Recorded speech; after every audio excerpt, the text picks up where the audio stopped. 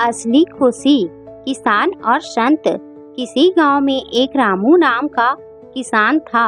हर दिन सूरज की पहली किरण के साथ ही किसान रामू अपने खेत जाने के लिए निकलता। रामू के खेत बहुत ही उपजाऊ थे, पर उसके मन में इस बात का जरा भी संतोष नहीं था। वह हर समय सोचता कि कैसे और अधिक कमाई की जा सकती हैं, कैसे और अधिक सुख सुविधाएं प्राप्त की जा सकती हैं। वह दिन भर बस इसी चिंता में लगा रहता। वह कितना भी कमा ले, लेकिन कभी उसे खुशी नहीं मिलती, कभी उसके मन को संतुष्टि नहीं मिलती।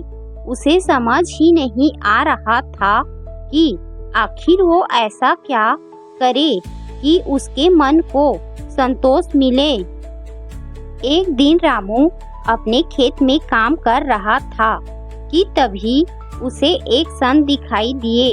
संत के चेहरे पर एक हल्की मुस्कान और आंखों में एक अलग सी चमक थी। संत को देखकर रामू सोचने लगा कि अरे, संत के पास तो कुछ भी नहीं है, पर ये हमेशा प्रसन्न क्यों रहते हैं, और मेरे पास तो खेत हैं, उपजाऊ जमीन है, खाने के लिए अनाज है, रहने के लिए घर है। मेरे पास तो लगभग सारी सुख सुविधाएं हैं, पर मुझे संतोष क्यों नहीं मिलता, मैं खुश क्यों नहीं रहता। अपने मन में उठ रहे इसी सवाल को लेकर रामू संत के पास जाता है और बोलता है, महाराज, मुझे सुख की प्राप्ति कैसे होगी।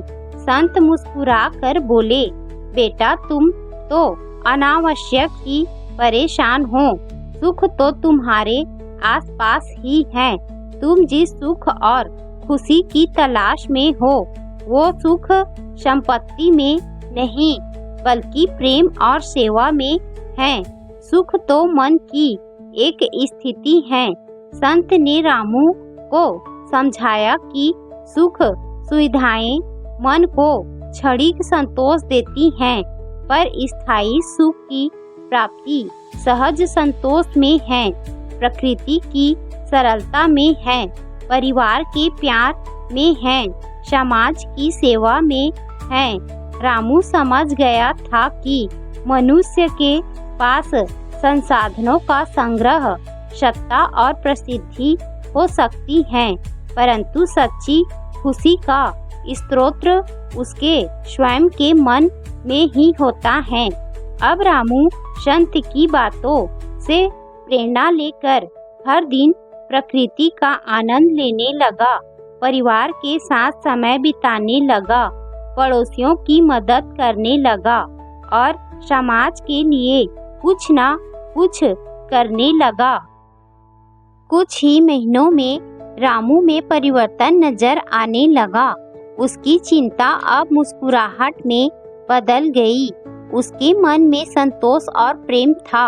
अब रामू सुख सुविधाओं के पीछे नहीं, बल्कि सुकून के पीछे दौड़ने।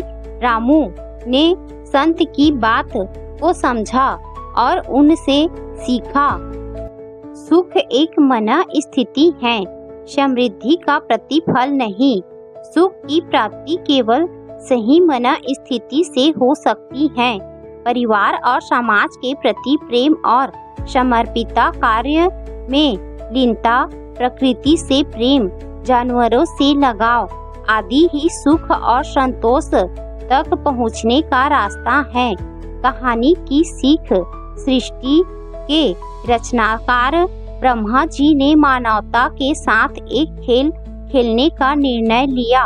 उन्होंने सुखी को कहीं छिपा दिया ताकि मनुष्य उसे खोज सके।